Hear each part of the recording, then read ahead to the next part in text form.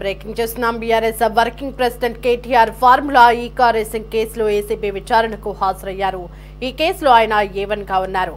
ప్రభుత్వ సంస్థల అనుమతి లేకుండానే విదేశీ సంస్థలకు నగదు చెల్లించినట్లు కేటీఆర్ పై ఆరోపణలు ఉన్నాయి. కేటీఆర్ విచారణ సందర్భంగా ఏసీబీ కార్యాలయం ఎదుట భారీ పోలీసు బందోబస్తును ఏర్పాటు చేశారు.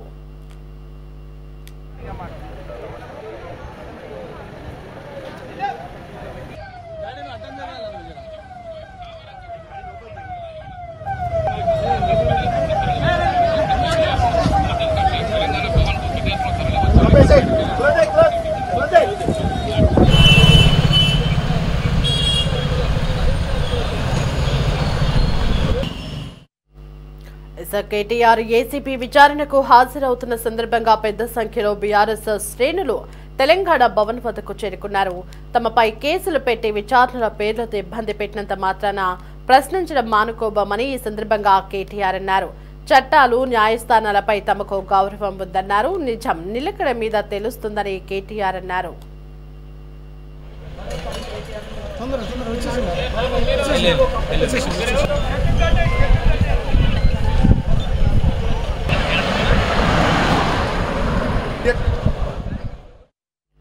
ఇవాళ తనను ఏసీబీ విచారణకు పిలిచి కాంగ్రెస్ ప్రభుత్వం రాక్షస ఆనందం పొందుతుందని 3 సార్లు కాదు 30 సార్లు పిలిచిన విచారణకు వస్తానన్నారు. విచారణ అనంతరం తనను అరెస్టు చేసినా చేయవచ్చని కేటీఆర్ చెప్పారు. తెలంగాణ కోసం గతంలో జైలుకు వెళ్లొచ్చామని మళ్లీ జైలుకు వెళ్లాల్సి వచ్చినా భయపడేదే లేదన్నారు. ఒక్కసారి కాదు 100 సార్లైనా జైలుకు వెళ్తా అంటూ కేటీఆర్ వ్యాఖ్యానించారు.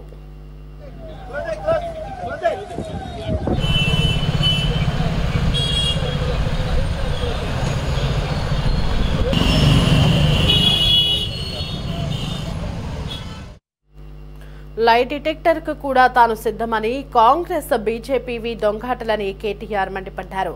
డైవర్షన్ పాలిటిక్స్ లో భాగంగానే ఈ కేసులంటూ హడావిడి చేస్తున్నారన్నారు. రైతు బంధును ఎలక్షన్ బంద్గా మార్చేశారని, 420 గ్యారంటీలు హామీలపై ప్రశ్నిస్తూనే ఉంటామన్నారు. లక్షలాది మంది కేసీఆర్ సైనికులను అడ్డుకోలేరంటూ కేటీఆర్ స్పష్టం చేశారు.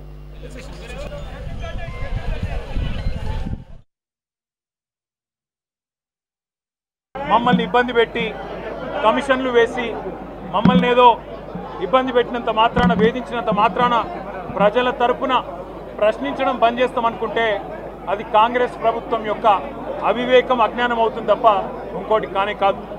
పెద్దలు కేసీఆర్ గారిని, పెద్దలు హరీష్ రావు గారిని కాళేశ్వరం కమిషన్ ముందు కూర్చోబెట్టి మీరు పైశాచికానందం పొందొచ్చు.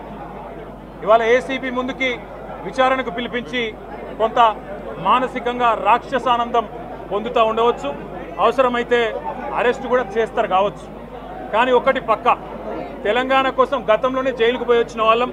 హైదరాబాద్ బ్రాండ్ ఇమేజ్ను పెంచే ప్రయత్నంలో భాగంగా, హైదరాబాద్ బ్రాండ్ని కాపాడే క్రమంలో తీసుకున్న ఒక నిర్ణయం వల్ల మళ్ళీ జైలుకు పోవాల్సి వచ్చినా భయపడేది లేదు. ఒకసారి కాదు 100 సార్లైనా జైలుకు పోతాం, కానీ వదిలిపెట్టాం కాంగ్రెస్ ప్రభుత్వాన్ని, కాంగ్రెస్ పార్టీని. మీరిచ్చిన 420 హామీలు, మీరిచ్చిన దొంగ 6 గ్యారంటీలు, మీరిచ్చిన డిక్లరేషన్లు, ఇవాళ మీరు లోకల్ బాడీ ఎన్నికలకు సిద్ధమవుతా ఉన్నారని చెప్పి వార్తలు వస్తూ ఉన్నాయి. రేవంత్ రెడ్డి గారు నిన్ను మొత్తం రాష్ట్రంలోని బీసీ వర్గాల ప్రజలందరూ గమనిస్తున్నారు. 42% రిజర్వేషన్ ఇచ్చి 42% రిజర్వేషన్ ఇస్తాం అని కామారెడ్డి డిక్లరేషన్లో చెప్పి మోసం చేసి ఈరోజు స్థానిక సంస్థల ఎన్నికలకు మరి రిజర్వేషన్ ఇవ్వకుండానే పోతున్న వైనాన్ని కూడా బీసీలు గమనిస్తూ ఉన్నారు. రైతు బంధు పేరిట ఎలక్షన్ బంధుగా మార్చి ఎలక్షన్లు వచ్చినప్పుడు మాత్రమే రైతు బంధు వేస్తున్న విషయాన్ని రైతులు గమనిస్తున్నారు. నెలకు 2500 ఎగ్గొట్టిన విషయాన్ని ఈ రాష్ట్రంలోని మహిళలు గమనిస్తూ ఉన్నారు. 2 లక్షల ఉద్యోగాలని చెప్పి నువ్వు చేసిన మోసాన్ని ఈరోజు రాష్ట్రంలోని యువత గమనించింది. కాబట్టే నీ దగ్గర చెప్పుకోవడానికి సమాధానం లేదు, చెప్పుకునేందుకు ఏమీ లేదు. కాబట్టి ఏం చేయాలి, నువ్వు ఏదో ఒక డైవర్షన్ మీద, ఏదో ఒక రకంగా ఒక కమిషన్ అని, ఎంక్వైరీ అని, ఏదో జరిగిందని, ఇదిగో పులి అంటే అదిగో తోక అని, నువ్వేమో దున్నపోతు తినిందనగానే నీకు తయారుగా నీ జోడీదారు బీజేపీ రెడీగా ఉన్నాడు. నువ్వు దున్నపోతు తినిందనగానే వాడు దుడ్డని కట్టేయని వాడికి వస్తాడు. మీ ఇద్దరి దొంగ భాగోతం, మీ ఇద్దరి దొంగ నాటకాలు తెలంగాణ ప్రజలకు అర్థమైనాయి. మేము మాత్రం వాళ్ళ పెడితే గిడితే ఒక వ్యక్తినో 2 వ్యక్తులను జైల్లో పెడతాం, కానీ లక్షలాది మంది కేసీఆర్ సైనికులను టచ్ చేసే ధైర్యం నీకు లేదు. తెలంగాణ ప్రజలకు రక్షణ కవచంలాగా ఆనాడు ఉన్నది టీఆర్ఎస్ఏ, ఈ రోజు ఉండేది బీఆర్ఎస్ఏ, రేపటికి కూడా స్వీయ రాజకీయ అస్తిత్వమే శ్రీరామ రక్ష అనే విధంగా ముందుకు పోతాం. నువ్వు ఒక్కసారి కాదు 100 సార్లు పిలిచినా వస్తా, 100 సార్లు నిజమే చెప్తా. నువ్వు లై డిటెక్టర్ పరీక్షకు నీకు దమ్ముంటే నువ్వు మగాడివైతే రా. రాష్ట్ర ప్రజలందరూ చూస్తుండగా లై డిటెక్టర్ కూడా రెడీ. నువ్వు ఒక కేసు కాదు ఇంకో 1000 కేసులు పెట్టినా మేము ప్రశ్నించడం బంద్ చేయం, కొట్లాడడం బంద్ చేయం, తెలంగాణ ప్రజల తరపున నిలదీయడం బంద్ చేయం.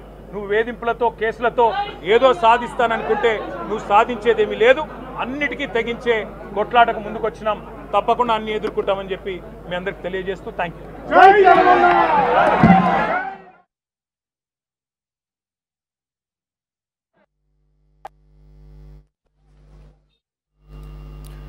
ఇక మరోపక్క కేటీఆర్ విచారణ నేపథ్యంలో ఏసీపీ కార్యాలయం వద్ద బీఆర్ఎస్ శ్రేణులు అత్యుత్సాహం ప్రదర్శించారు. కార్యాలయం గేటు వద్ద ఆందోళన చేసిన బీఆర్ఎస్ నాయకులను పోలీసులు అడ్డుకున్నారు. దీంతో పోలీసులకు బీఆర్ఎస్ శ్రేణులకు మధ్య వాగ్వాదం చోటు చేసుకుంది. పలువురిని అరెస్టు చేసి స్టేషన్ కు తరలించారు. ఈ సందర్భంగా ముఖ్యమంత్రి రేవంత్ రెడ్డికి వ్యతిరేకంగా పెద్ద ఎత్తున నినాదాలు చేశారు.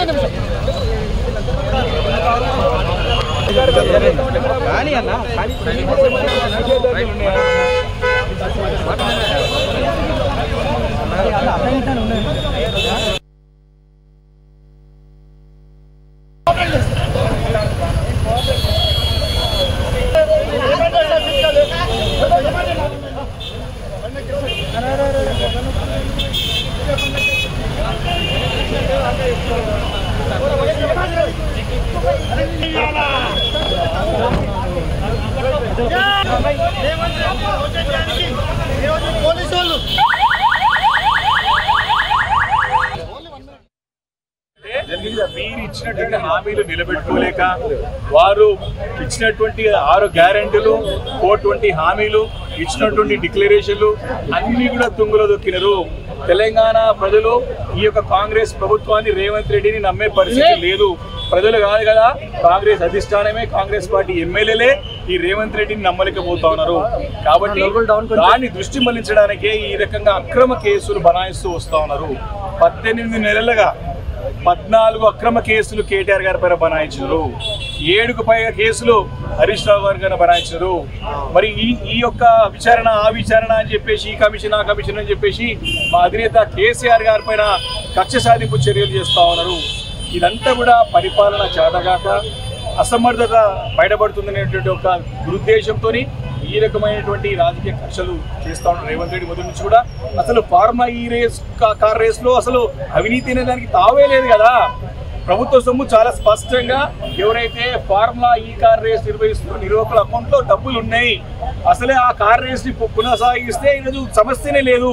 ఈయన చేతగాక ఫార్ములా కార్ రేస్ మళ్ళీ కొనసాగిస్తే కేటీఆర్ గారికి పేరు వస్తుందని చెప్పేసి ఒక దురుద్దేశంతో కేవలం రాజకీయాలకే అంటే రాజకీయ పబ్బం గడుపుకోనికే రేవంత్ రెడ్డి సర్కారు నడిపిస్తూ ఉన్నాడు.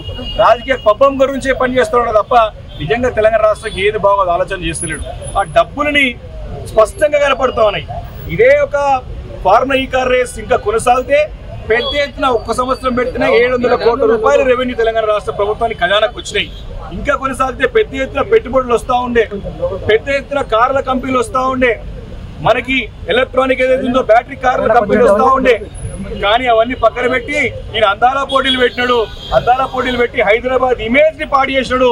ఆయన ఏ రకంగా అసభ్యంగా వ్యవహరించడంలో ఈ యొక్క అందాల పోటీలో పాల్గొనేటువంటి మరి వారితోని మనం స్పష్టంగా చూసినాం. మిస్ ఇంగ్లాండ్ అయితే మిస్ లండన్ క్లియర్ గా చెప్పినారు ఈ నిర్వాహకుల లోపాలున్నాయి, మాతోని మిస్బిహేవ్ చేసిర్రు, మమ్మల్ని ఇబ్బంది పెట్టారని చెప్పేసి పోటీల నుంచి తప్పుకొని ముందు పోయిందంటే ఈ యొక్క ప్రభుత్వానికి ఏమైనా ఇజ్జత్ ఉందా? ఈ ముఖ్యమంత్రికి ఏమైనా సిగ్గుశరం ఉందా? అంటే ప్రజలు అసహించుకుంటున్నారు. ఈరోజు దిగారు రాజకీయాలు చేస్తూ ఉన్నారు. ఈ రోజు తెలంగాణ ఇమేజ్, తెలంగాణ రాష్ట్రాన్ని ఖ్యాతిని ఈరోజు మంటలు కలిపినాడు ఈ రేవంత్ రెడ్డి సర్కార్, రేవంత్ రెడ్డి గారు స్పష్టంగా కనబడుతుంది. కాబట్టి ఫార్ములా కార్ రేస్ లో అసలు అవినీతికి తావే లేదు.